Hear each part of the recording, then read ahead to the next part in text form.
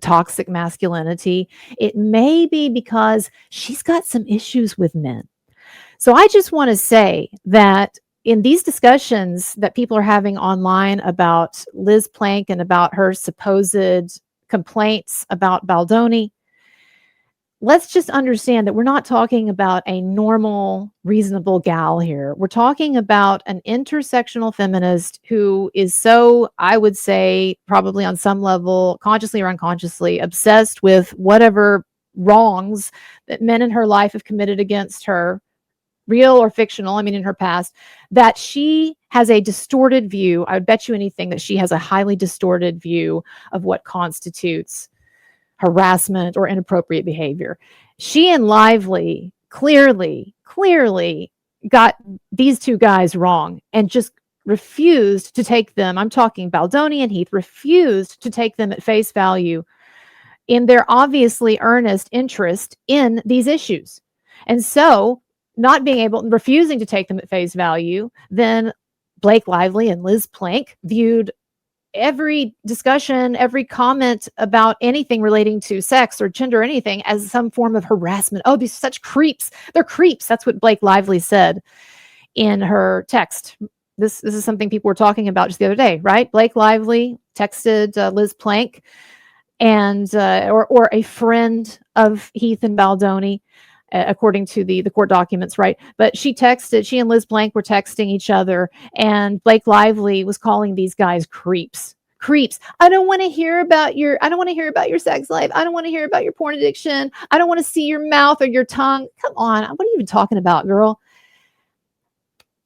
You did a romantic/erotic movie. By the way, Blake Lively, I don't know what that comment was about not wanting any part of Baldoni's mouth or his tongue. But you signed on to this dude's movie. By the way, it was not your movie, lady. You signed on to this dude's movie, this dude, Baldoni's vision.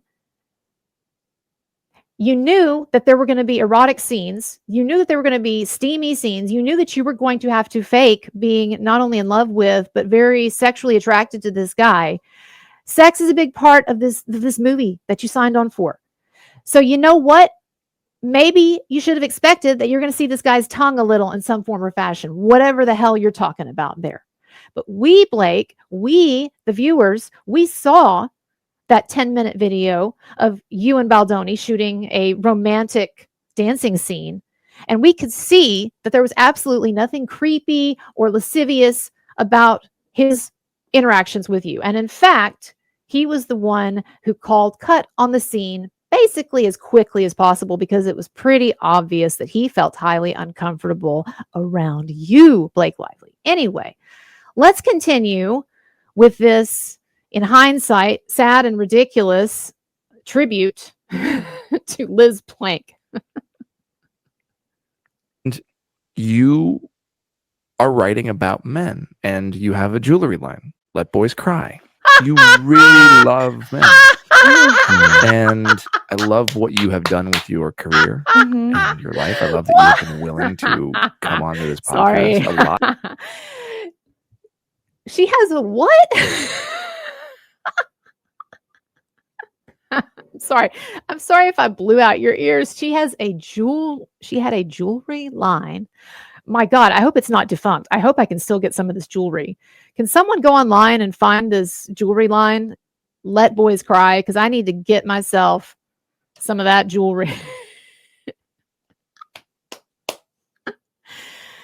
Let boys cry, but don't let them talk about anything, or you'll say that they're sexually harassing you. Oh my God, what a weirdo. I've had a lot of conversations with women who say I could never do what Liz does. Oh, interesting. You didn't tell me that. Well, why do they say that? Why I gotta save things for the podcast. Because it's not easy to sit with men and have these conversations when for so many women it's life or death, as you've brought up to us.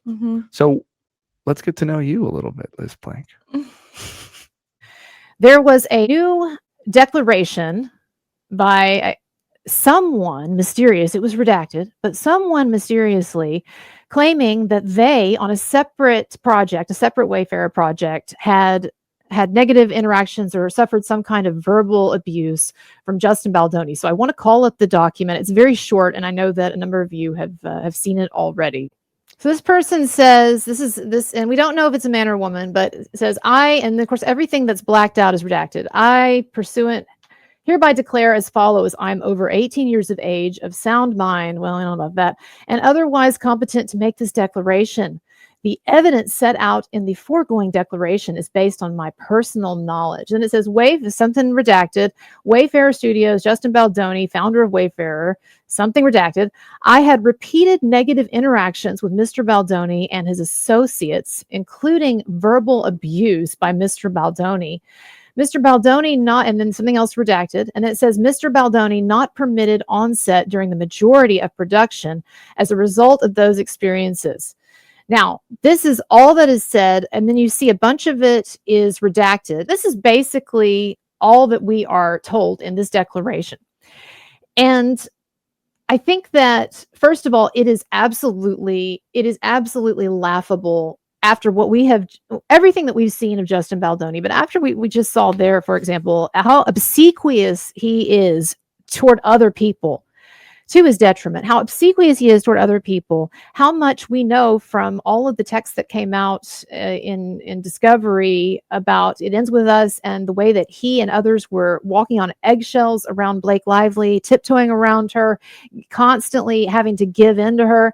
It's very clear that Baldoni was not someone who was even verbally assertive, was even able to be assertive, much less verbally abusive. So I just absolutely, on its face, I don't buy this. But do I think that someone like Liz Plank, for instance, who has such an obsession, intersectional feminist, and wrote a book about men, such an obsession with male and female issues and dynamics and things like harassment, do I think that she, with Blake Lively's encouragement, could have been basically influenced to view some interactions that she was having with Baldoni as negative?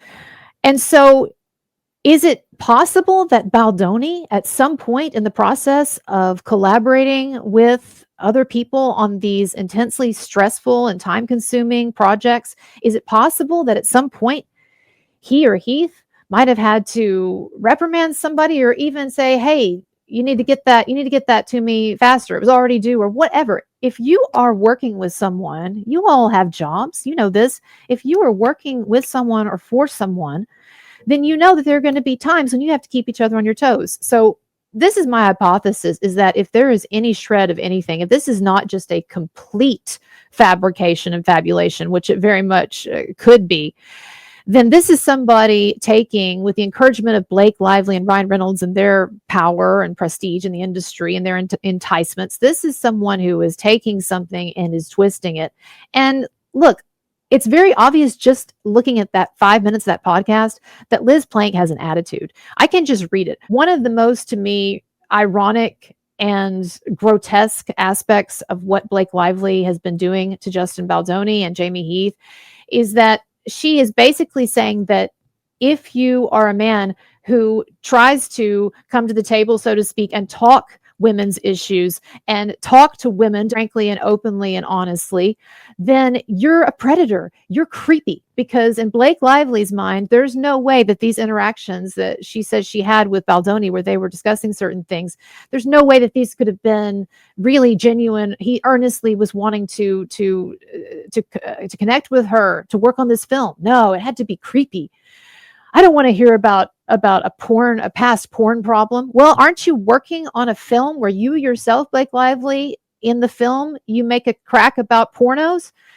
Come on. I mean, these sexual and gender issues are all over this film. You had to have known. This is not, let me just say this too, this is not like a normal work environment. When ex-patriarch and some of these Blake Lively defenders, they like to really emphasize the supposed abnormality of Justin Baldoni's behavior, supposed abnormality of his behavior and Heath's behavior, and that, this is terrible. You know, how dare he mention his past struggles with porn, or how dare he talk about the thorny nature of consent and gray areas, or things from his past that he had to work through. About how dare he? This is creepy. It's predatory. It's inappropriate.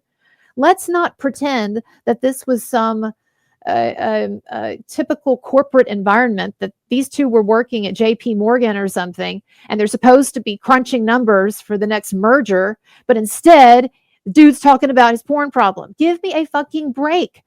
The whole enterprise that these people were coming together for was a movie devoted to getting into all of these thorny issues surrounding gender and abuse and sex and all of this. Give me a break.